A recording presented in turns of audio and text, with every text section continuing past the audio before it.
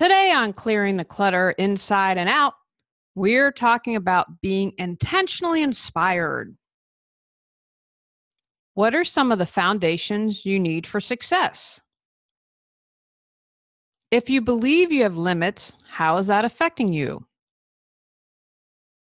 Are you sharing your passion and waking up excited each morning? This month's bonus focuses on my interview with the Intentionally Inspired podcast as we continue our month focusing on a fabulous start to 2018. Are you ready to clear your clutter and share your gifts with the world? Every Tuesday at 1 p.m., join me on Clearing the Clutter Inside and Out as I teach you how to navigate the waters to declutter your life, get organized, and become more mindful. One of the other changes to the podcast for the year is I'm going to split up my interviews. Sometimes interviews tend to be longer. There's this kind of trend, I guess I'd say, in podcasting that they do all this research and 22 minutes is the ideal podcast. And I don't spend time with that. That would make my brain hurt. I decide what I'm going to speak on, write the episode, and then share it with you. So instead of having this really intense month, because sometimes interview can be an hour or so and all this material, I'm going to divide it throughout the year. The Intentionally Inspirational podcast is geared towards entrepreneurs, but it really is good for information for all of us. I encourage you to check out Jason's podcast. He is a lot of fun. He's really passionate about helping entrepreneurs, and he has a great podcast voice. Since we're focusing on a fabulous start, this interview seemed to make sense. As Jason summarized, we focus much of the conversation on the effects that an overwhelmed mindset can have on all of us. This is the foundational stuff that I believe determines how far someone can go in business. If you believe you have limits, then you do. It all begins in the mind. Julie shares 3 of her best tips for startup success too. Don't forget to check out Jason's podcast, Intentionally Inspirational.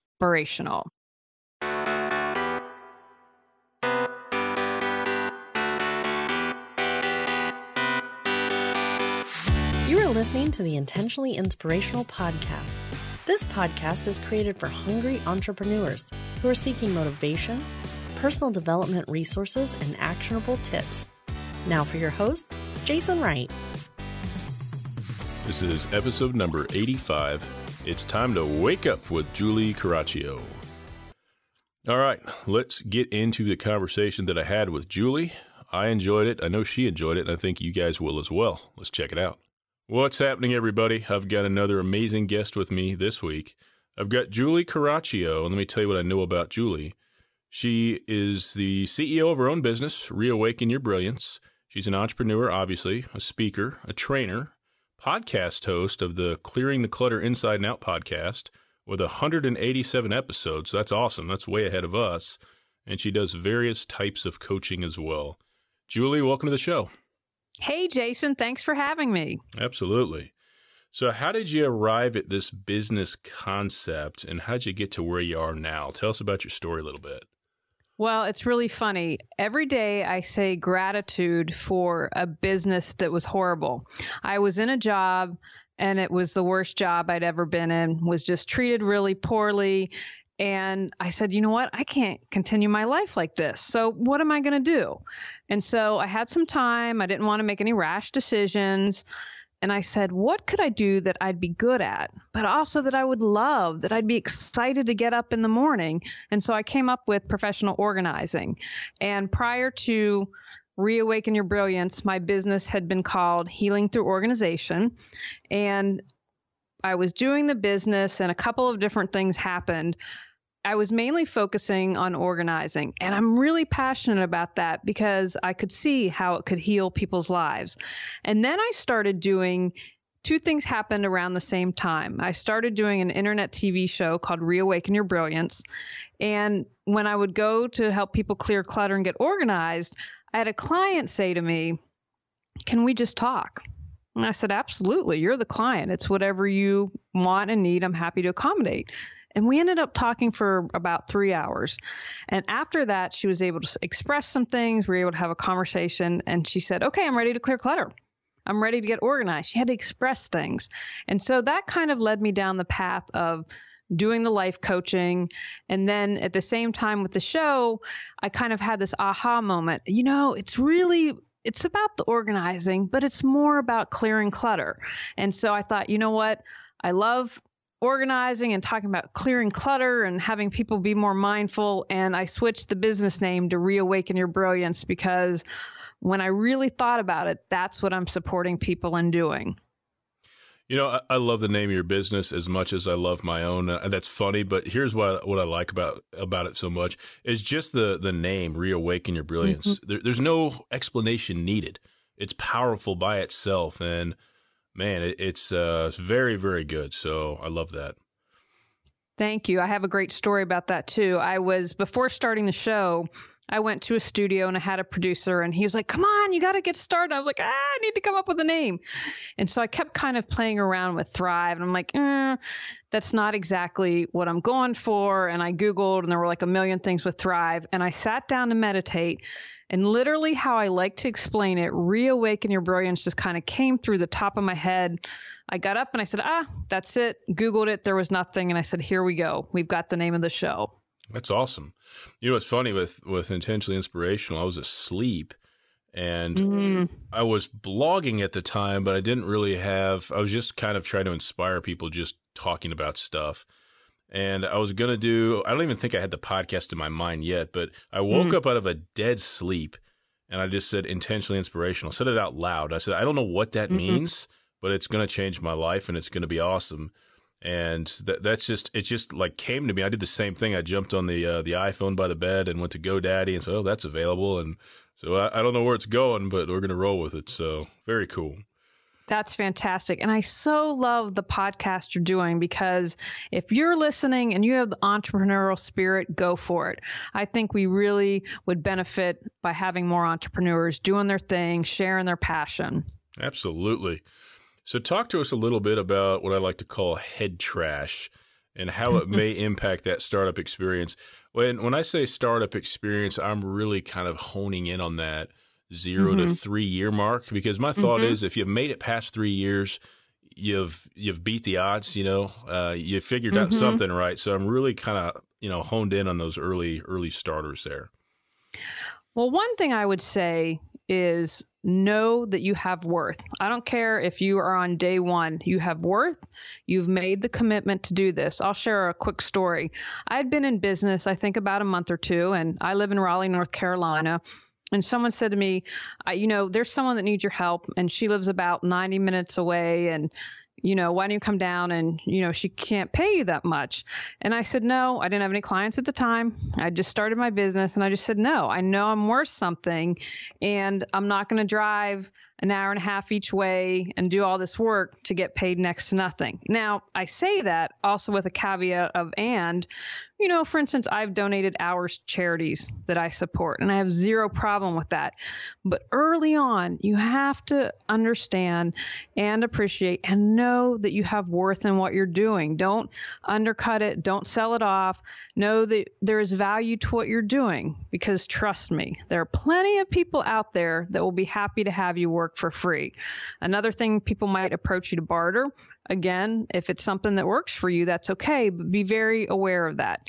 I don't like to barter because I want to pay you for your skills and I ask that you pay me.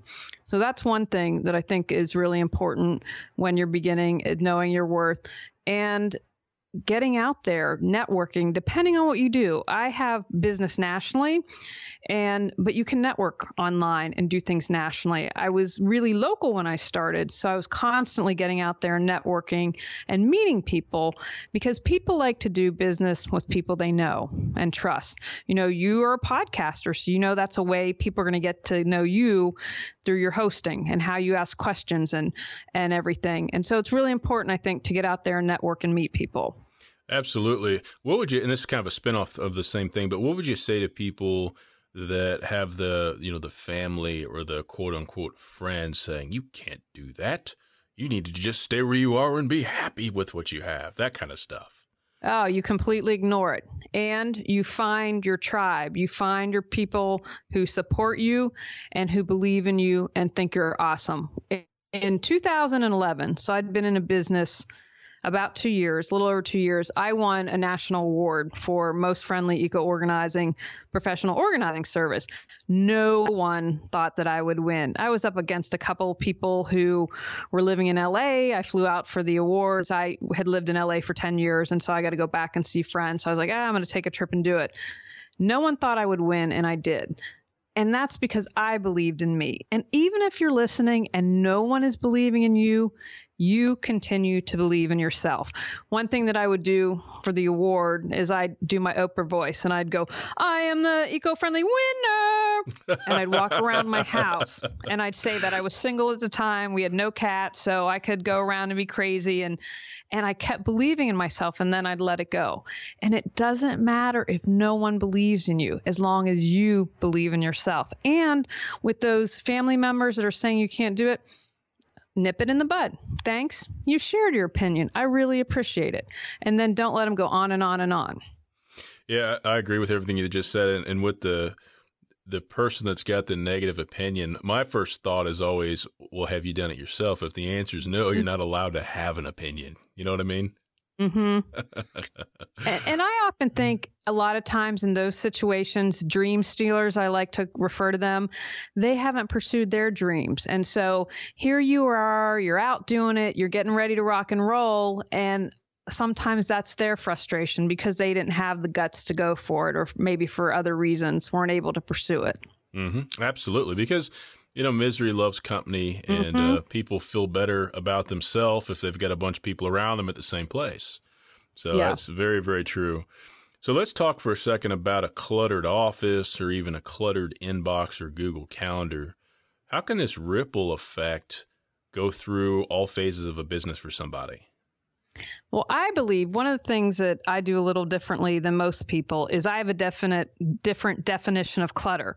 A lot of times you're taught great examples of clutter in the office. I believe that clutter is stuck energy, stagnant energy. I mean, you can literally feel that.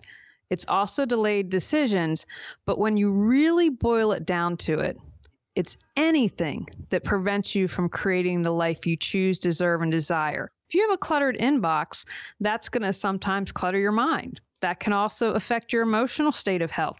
That can affect your relationships. It can really kind of have a snowball effect. So if you clear your clutter, I'm kind of cracking up that you mentioned the office because this is where I'm speaking to you from. And we have cleared decluttering, done our annual purge. And it feels so good to be here. My mind feels sharper. I can think. I'm doing this interview with you. I can be present. And when you have all that clutter in your life, it just becomes interference. It prevents you from doing what is really important. Absolutely. This kind of made me laugh. I was just thinking, we have 3 floors in our house, and that top floor is just like a finished attic space, kind of a bonus area. It's probably about 90 degrees right now. It's so hot up here. But down below me, the staircase runs down into my office. It's kind of a weird little setup, but it works out just fine for this. But down below me, when I took that room that we weren't using and made it into my office, I said, guys, this is going to be a clean room. There's not going to be anything in here that doesn't need to be in here. And as I sit here right now, my 6-year-old daughter has dollhouse and toys all over the place. And she just likes to be in there and hang out with Dad while I'm doing stuff. And then, I don't pay attention to it. A few weeks go by. I'm like, good Lord, we have a problem. We need to get this stuff back out of here because it starts to become unnecessarily overwhelming. And it's like, guys, I want the whiteboard clean, or I want my hot projects up there, and I don't want to see this stuff everywhere. So there's definitely a correlation there. I can see it. It's real for sure.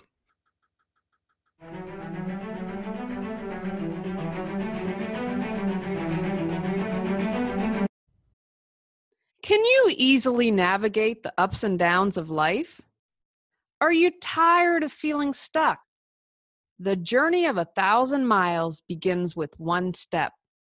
If you are ready to take that first step, go to reawakenyourbrilliance.com to learn how I can support you in creating the life you desire.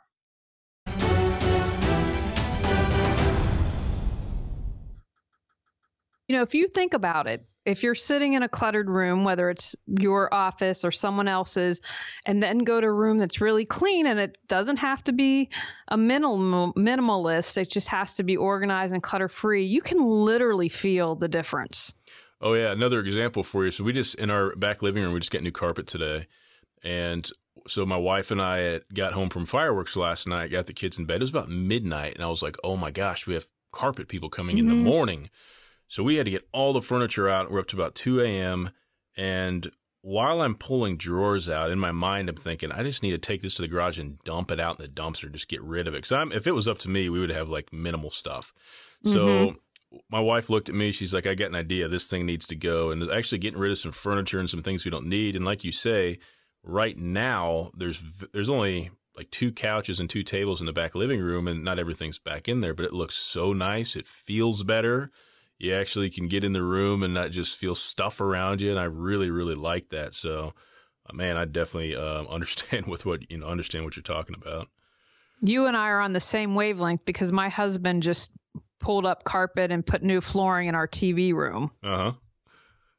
Yeah, it looks great and it feels great. And I said, before we put it all back, we're going to declutter.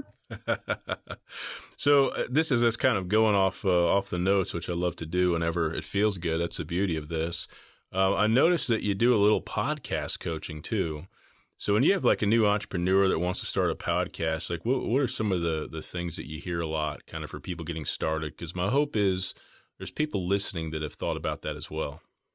Oh, I say go for it. I'm so happy that I started podcasting. I think the challenge is for most people, one, they have to be really passionate about it. And because if you don't have that passion, you have to keep motivated because you have to edit, you have to plan. There are many elements that go into making a podcast. And so what I always encourage people to do is, what's your passion? And in addition to that, how can you find your niche? I think especially when you're beginning, what is going to separate you from someone else? Like hopefully it's clear that it's about clutter on the inside as well as clutter on the outside. And when I started, there may be 1 or 2 podcasts that talked about clutter or talked about organization. And so focusing on some area and then being really in that niche. But then once you've kind of established yourself, then you can expand a little bit. So I'll talk about organizing, for example, on my podcast. So it's finding that niche and that passion. I think that those are 2 key elements for doing a podcast. Absolutely. What 3 tips would you offer for somebody who's either thinking about starting the side hustle or maybe just getting ready to get going with something? What 3 tips for startup success would you offer? I would say you can't separate the personal from professional. I talked about how I won an award for eco-organizing. I'm really passionate about being green. I don't make people do it. It's just something I enjoy. And if people are open, I'm like, hey, here we can repurpose to organize or do whatever. So when I first started, I had literally within the first week I'd started my business, I had someone sit down and say, I hate organizers. And instead of running or pulling my hair and screaming, I saw it as an opportunity. So I said, well, why? Let's have a conversation about that. And I realized in this conversation, I'm all about being green and I'm going to bring that into my business. And people said, you're going to be dead in the water. You can't be an organizer and be green. That's a contradiction. Well, I was the only one and doing it at the beginning in the state. It ended up being a really great bonus for me. And I learned from that experience that I can't separate the personal from the professional. So bring who you are into your business. That to me is a bonus. That's why people are going to be interested in your business and interested in hiring you. So you just know that you can't separate that. I would also say be open to expanding.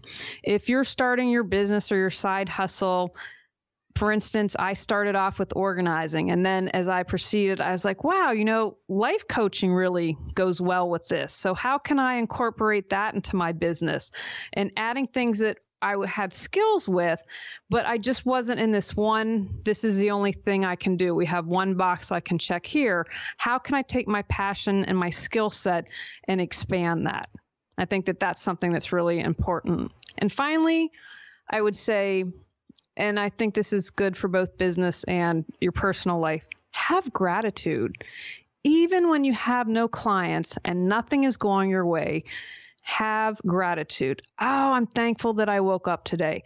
I'm thankful that I got the website done. I'm so grateful that I have the guts to go out there and start my side hustle or start my business, because everything is energy. And when you are in the energy of gratitude, that lifts you up, that lifts your vibration up, and you naturally attract things into your life. So don't give up. Don't get into despair. Keep in that state of gratitude. I think those are phenomenal tips. Very, very good. I love the piece about being who you are. Authenticity is one of the things that I value so much in people. I don't have to agree with you, but I can respect you for you being who you are. I love that. You know, it's funny when I started to, like, I look at some old just YouTube videos I made, for example. It's very rigid and very uptight. And even I think in my early podcasts, I was kind of that same way, but the way I do it all now is of just me. And if it works for you, great. And if not, great. But I think that people pick up on everybody else's authenticity, and it's only going to make your business more successful and more, easier for people to connect with. Oh, absolutely. And even if people can't articulate it, they know at some level whether you're the real deal or not. And when I first started my podcast, I laughed before we started the show. Jason was like, "Hey, your sound is great." And I said, "I have a professional mic." I cringe when I think about my early podcast episodes because I had done some coaching and they never said get a professional mic. And that's one tip. If you're going to have a podcast, you don't have to spend $1 million, invest in a decent mic. And so I listen to those early episodes and I think, oh my gosh, Julie, they're so awful. However, I was authentic. I was me. I share all of my mistakes and stumbles along the way, and people were able to connect with that. I don't know why I just thought about this. This is like a really random, funny story, but for a short period of time, I was a paid host on another podcast, and what drove me away from it, honestly, was I had to do it their way, and I just couldn't be myself. But, it's like going back to work for somebody for you. You'd be like, But I was talking to this one guest, and the sound quality bothered me a little bit, and we tried to work with what he had, and it just wasn't great. And it was acceptable, but it was kind of on that line, So we're probably 25 minutes into this interview. It was kind of a more of a rigid interview style.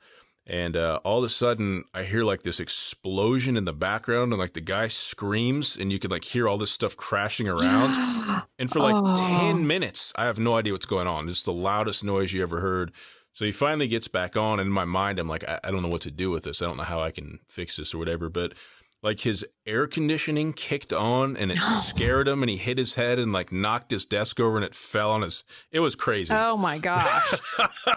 It was really, really crazy. But yeah, I agree with you. If you're going to start a podcast, the first thing you need to do is spend at least $50-$60 on a decent mic, get some soundproof foam, get a corner. It's not that hard to get decent sound. So, absolutely. Very good. Well, you talked about it a little bit. I'd love to hear more about your podcast. What are your episodes like? What do you try to do? I know you've got 187 episodes. How's that been going for you? Oh, it's been great. I'm going to cross over 1 million downloads this year, so I'm super excited. Holy cow. Yeah, so we're going to cross over 800,000 this month. So I'm very excited about that because it is a labor of love for me. I love doing the podcast. When I hear from people, the stories just move me, and it's what I'm passionate about. I'm passionate about supporting people in clearing clutter and being more mindful, being aware, how can I be a better person? How can I be better in business? And then taking action. So we talk about clutter: physical, mental, emotional, spiritual, relationships, energetic, health, finances, you name it, I've got it covered. Wow, that's awesome. One question for you. So when you get to that audience growth, was it real fast for you, or is it just kind of a patience thing and then it just builds over time? Or what was your experience like? Because some people I've talked to have had just ridiculous success in a very short amount of time, and other people it's been more gradual. What's your experience been like in that? Well, I would say from the beginning. So I started in September 2014. I would love to be like, what's that cereal that gets like 1 million downloads an episode? That'd be, surreal. But from the beginning, people were tuning in, and it just has continued to grow, I would say, at a steady pace. Mm-hmm. But, go ahead. Sorry. No, you're fine. was the podcast, I guess, was the marketplace, so to speak, was it a lot less crowded than it is now? Have you noticed a big increase in podcasts? I have a little bit. And people doing things that are similar to clutter. But again, I feel that's why I talked about earlier having a niche. I'm very unique.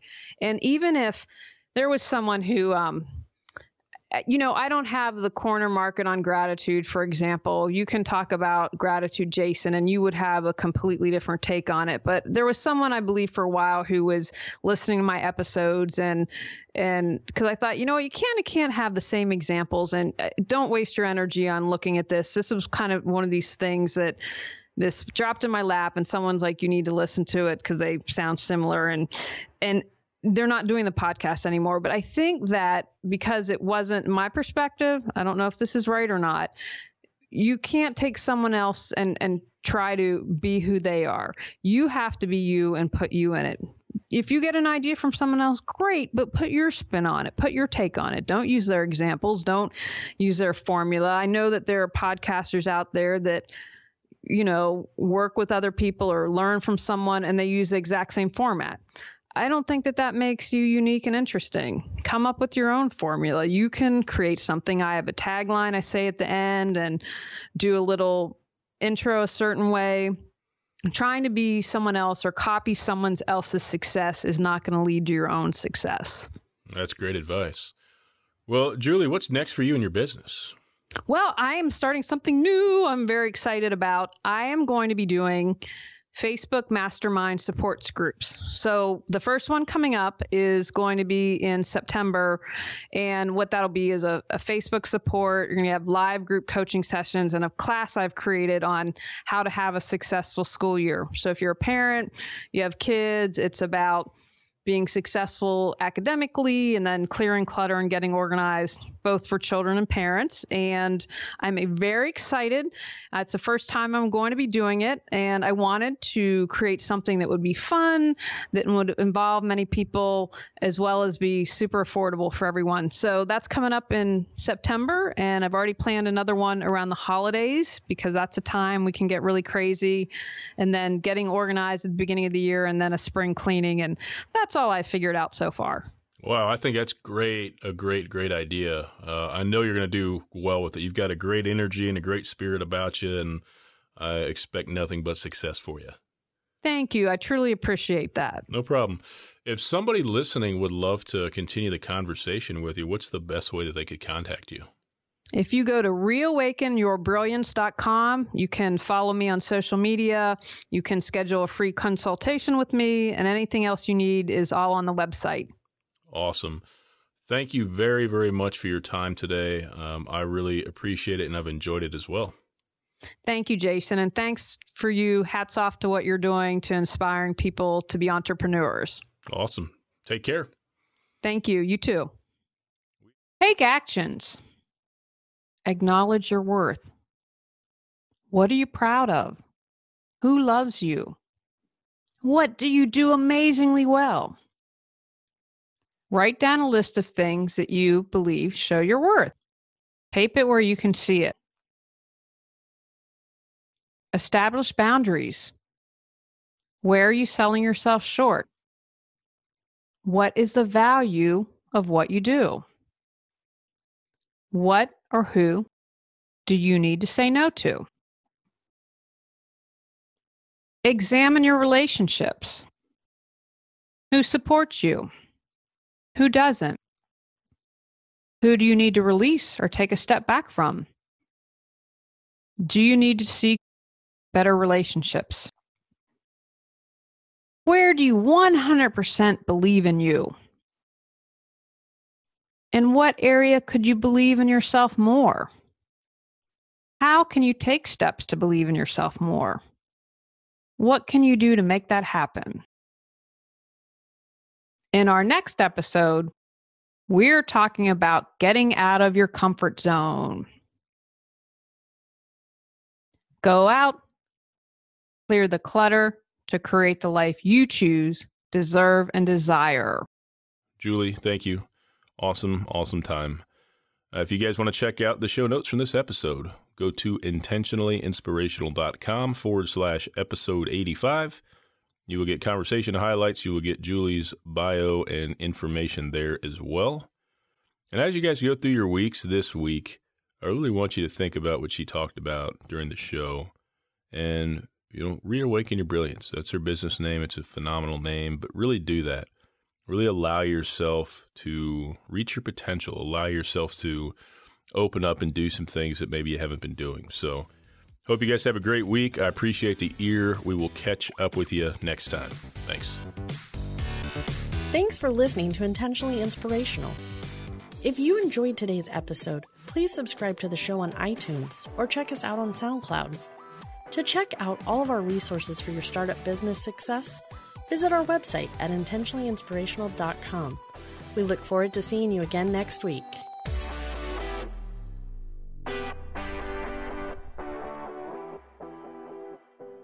Are you ready to live a more joyful and fulfilling life?